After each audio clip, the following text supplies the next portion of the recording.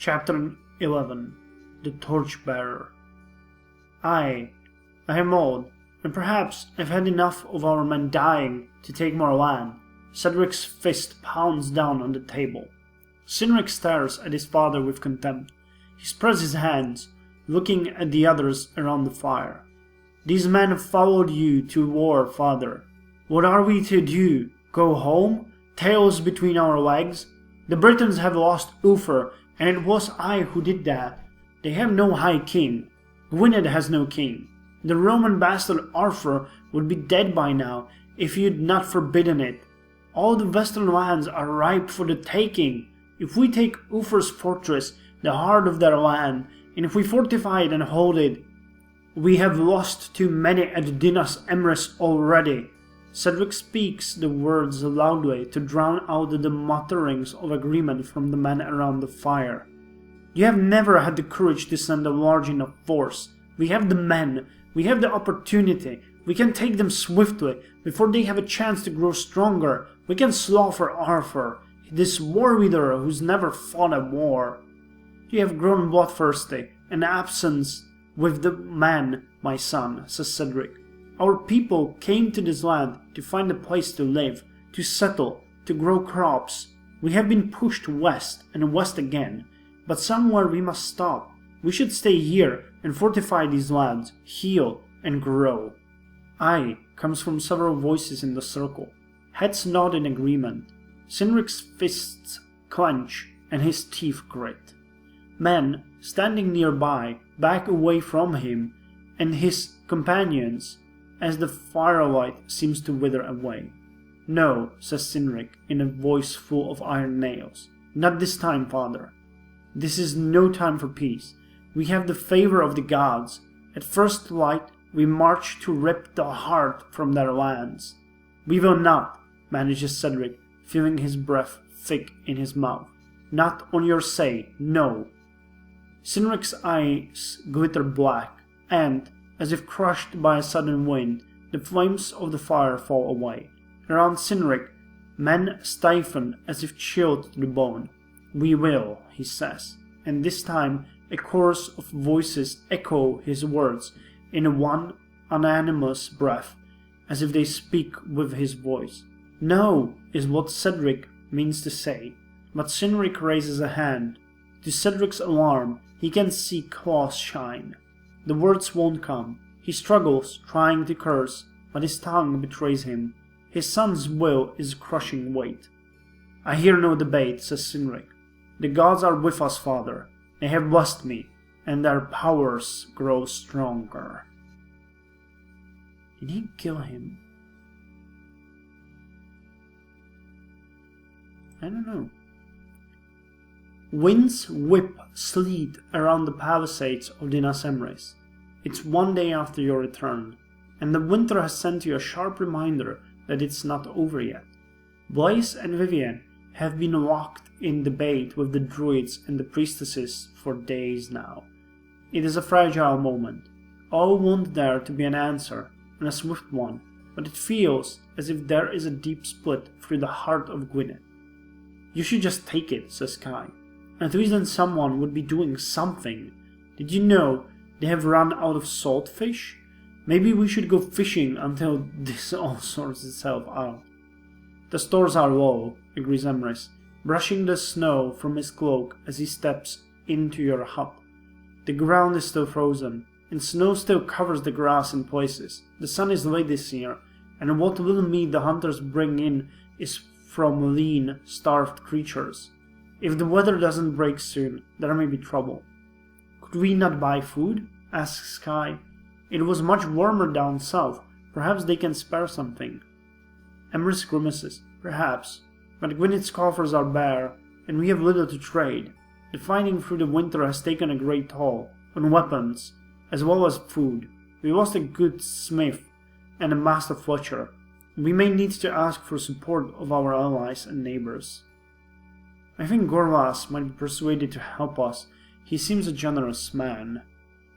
We should send to King Cadell for aid, call on his Christian charity. Or we can't ask. Gwynedd needs to appear strong, even if in truth it isn't. We must tighten our belts.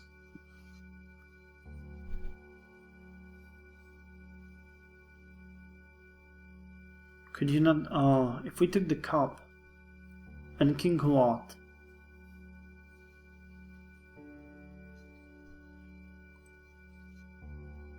I really don't know which one we should take now. Gorwas, King Cadell. We can't ask. Gwynedd needs to appear strong. I'm half tempted to do this, but...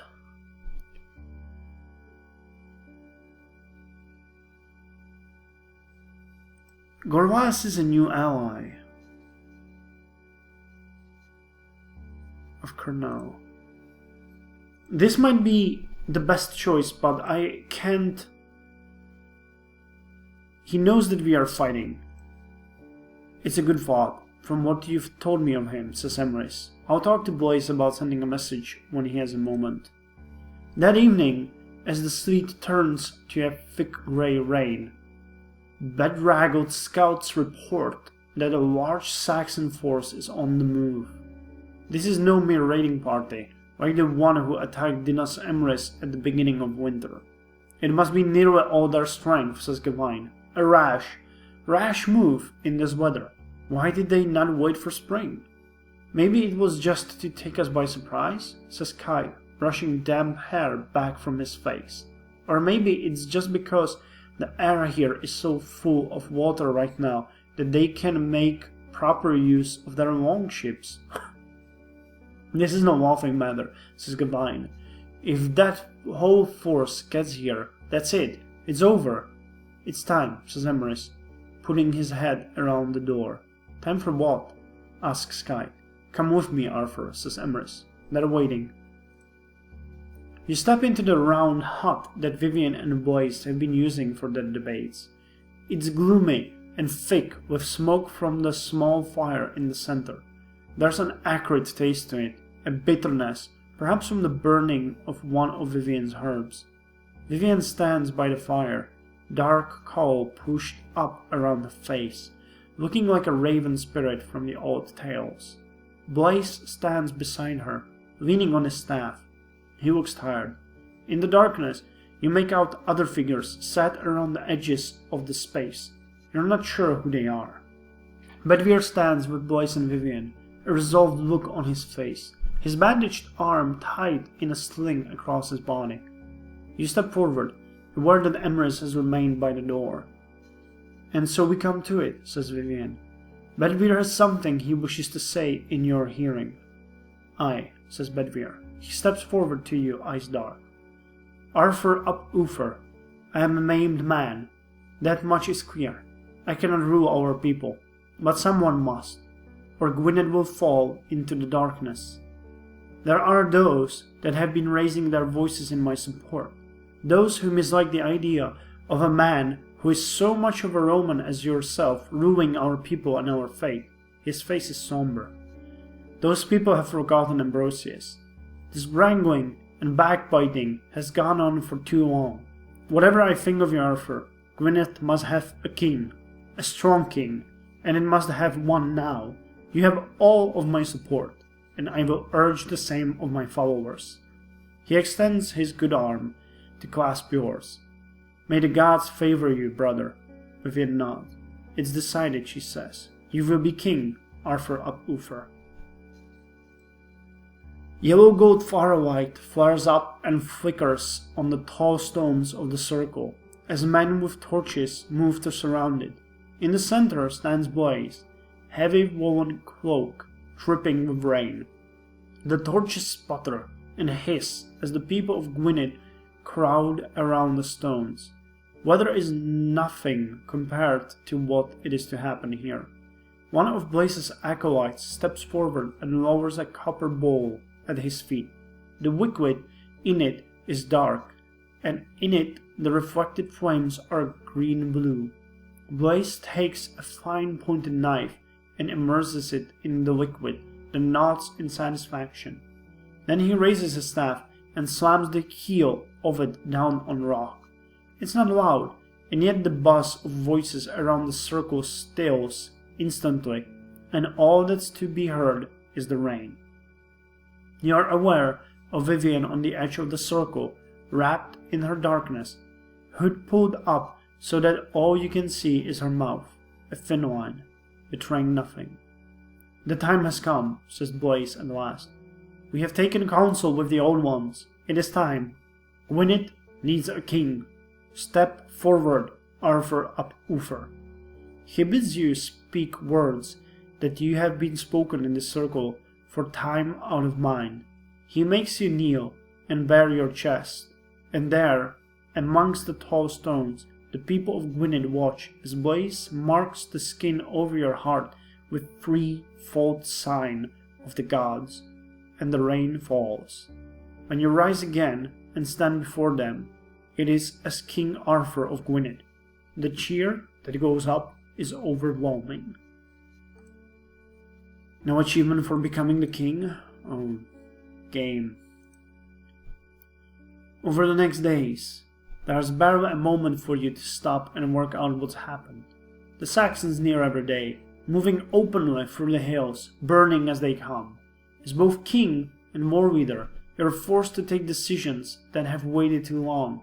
Messages are sent to allies. Fighting men are gathered from nearby settlements. More scouts are sent out to make sure of the foe. People are set to repair fortifications. On the 5th day, food and weaponry starts to arrive from Kernal. It's good, solid fare, and the weapons are of decent quality. Emrys commends you on your decision. On the 7th day, the banner of Powys is seen in the distance, and that evening, a good-sized force under King Cadell sets up camp around the tall stones. Cadell promptly orders a wooden cross erected. On the 12th day, Lot's neighbor, King Duncan of Strathclyde, rides in through your gates. His men joke and laugh and work hard clearing space for their tents. On the 13th day, a small, battered group arrive, armed and armored and bearing chapbooks. Their leader is Dithric, the mad priest of Christ, still utterly convinced of his vision of an angel. Kai is aghast. Morgan says he is a lunatic. Why on earth would we want him here? Better here, where we can see him, grunts Gawain. Although I must confess, I have more of a temptation to put in a knife in his throat than for anyone else save Cynric. On the 14th day, the Black Raven banner is seen, and the warriors of Kernel arrive, with King Gorlas riding at the fore. Alongside him is Jorand of Dumnonia and his men. These newcomers are greeted with a mixture of suspicion, disbelief and hope. Since Uther's dalliance with Igerna, the banner of Kernel has never flown alongside Gwynedd. "But I doubt this enough," says Bedwyr to you. He has been out of sorts, understandably, but has swallowed his pride and is doing his best to work with you. Now, if we had Aeron if Diffad, that would make a difference. Since he refused to acknowledge you as war leader, he's allied together a number of kingdoms, and if he could be persuaded, they'd follow. How do we get his aid? You ask him. He looks at Emrys. There is a way, he says. There is still no High King of the Britons. If Gwynedd were to back Aeron to be Pendragon, and if we were to be able to convince our allies of it, then we could again be one country, under one leader, and Aeron's aid would be beyond doubt, but we must move fast. Or perhaps Gwynedd might show that it's now strong enough to take that title, says Emrys. It could be you, King Arthur. It might be that now there's a stronger king. Aeron is persuadable to bow the knee to you. You're right, Bedwyr. We should persuade our friends and allies and send word to Aeron at once that we'll back him to be High King. Or, yes, if we show Aeron that we are strong, and that we have support, he'll bend the knee to Gwynedd. I will be the next Pendragon. We have only just overcome our own argument. This is no time to start a new squabble over the High Kingship. The time would be better spent preparing for war. I am beloved, and I have numerous allies. And I'm a great leader.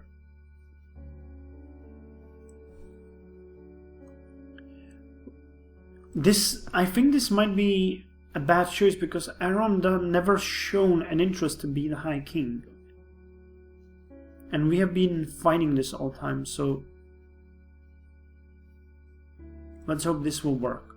You gather your allies together and spend a long night in debate and deal-making. As dawn breaks, there is a accord. Your allies are prepared to support you to become High King, Ulfr's successor. You send swift messengers to Aaron. The message he sends in response is marked with the words, Arthur, future Pendragon, the Alliance and his warriors are yours.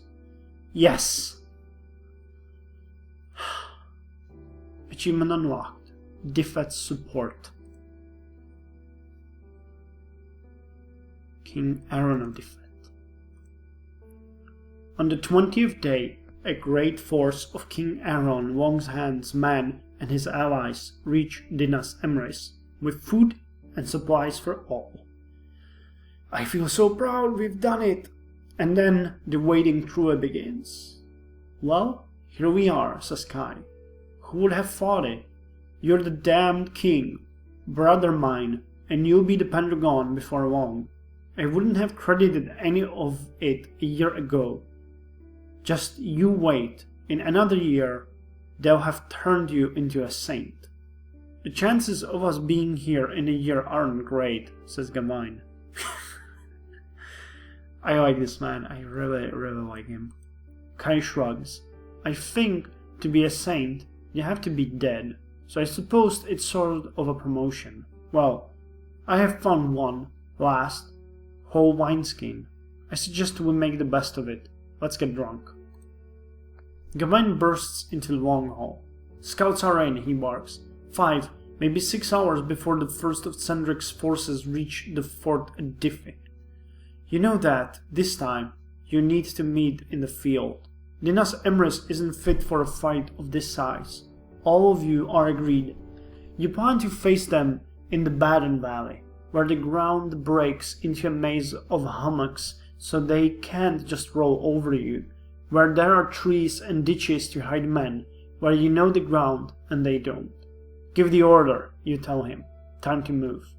When you emerge into the cleared space before the stockade gate, it is overflowing with bustling people settling gear on their backs, picking up spear and slinging shield, exchanging embraces with loved ones, joking with friends. There is a brittle cheerfulness to everything. It is as if the mood might snap. You're war leader. Now's the time to say something, Art, mutters Kai to you. He and Gawain help you up on the platform next to the stockade.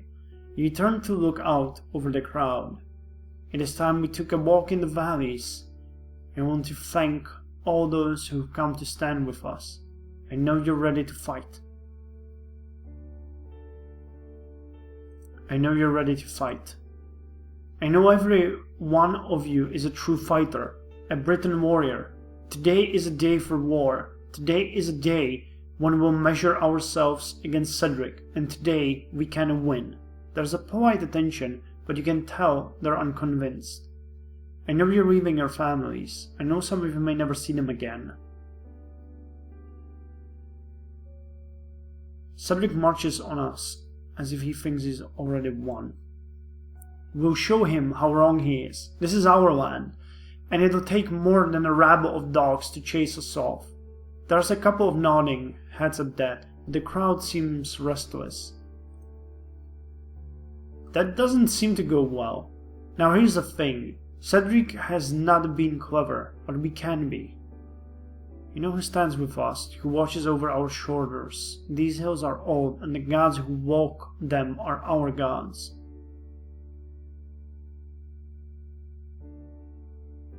Now here's the thing. Cedric has not been clever, because these would put a soul into alliance, though.